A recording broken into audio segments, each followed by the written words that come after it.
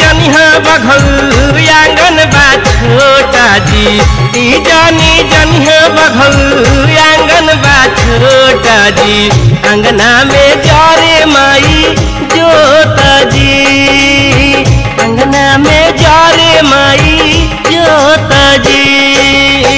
नहीं खेरे आन पानी तबहू जुटवले बानी, नहीं खेरे आन पानी तबहू जुटवले बानी, छकवा लवंगिया बहुत जी, अंगना में जारे माई जोत जी।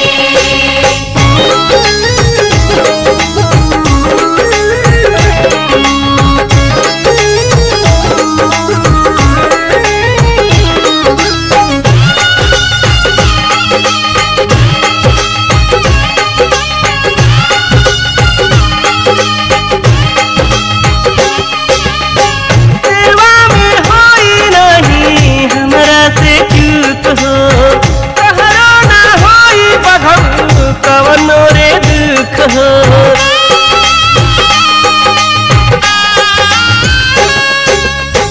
सेवा में होई नहीं हमरा से चूक हो, कहरो ना होई बघऊ कवनो रे दुख हो। निमिया के गोछिया पे रेशम के डोरिया से, निमिया के गोछिया पे रेशम के डोरिया से, झुलहा लगौनी मजा दूता जी, अंगना में जारे माई जोत जी।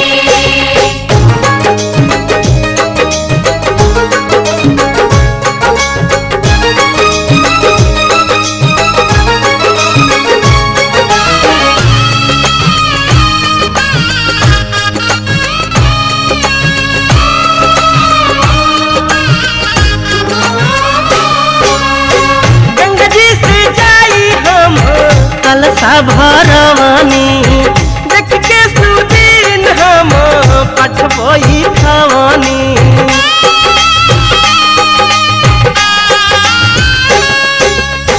गंगा जी से जाई हम कलसा भरवानी देख के सुदीन हम पठबई खवानी।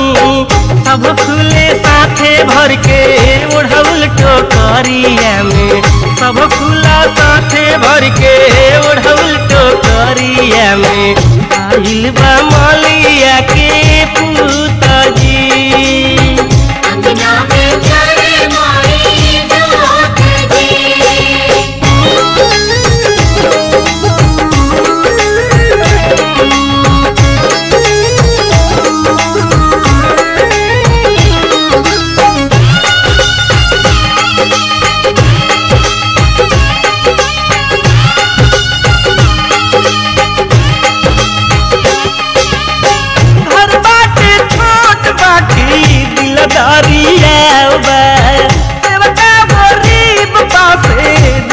अति भाव